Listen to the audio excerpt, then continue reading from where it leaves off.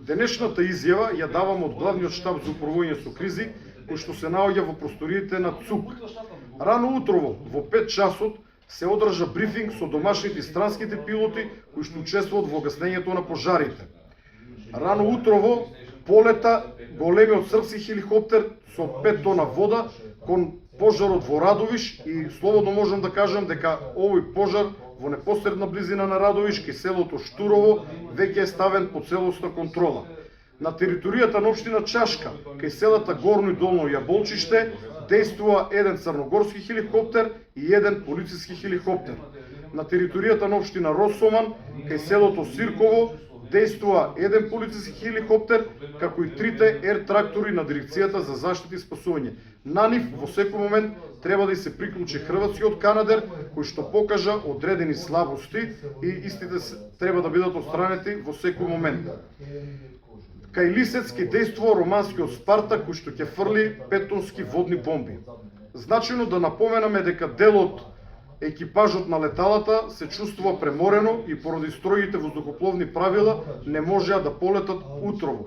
Исто така, кај делот воздухопловите и кај странските кај нашите се појавија ситни дефекти на чие што отстранување се работи во овој момент и по отстранувањето на дефектите истите ќе полетаат. По Пладнево ќе имаме дополнителни сили на располагање.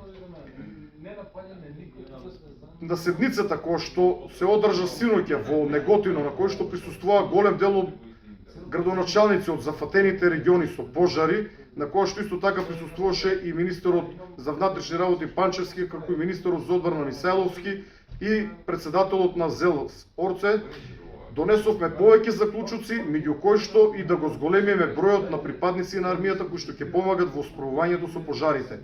Рано утрово председателката потпиша указ со кој што ни се доделуваат 300 припадници на армијата како помош во справувањето со пожарите. Исто така за плюс 30 припадници е зголемен и бројот на полицајци, така што денес имаме на располагање 60 припадници на единицата за брзо распоредување. Доколку имаме потреба од зголемување на бројот на војници и полицајци, тоа можеме да го добиеме за неколку часа.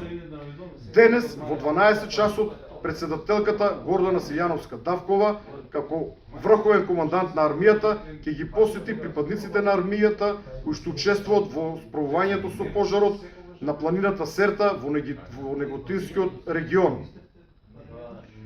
Околу бројот на пожари и местата каде што тие се наоѓаат, во овој момент имаме 15 активни пожари, ќе бидат известени со пишана порака веднаш после оваа видео изјава.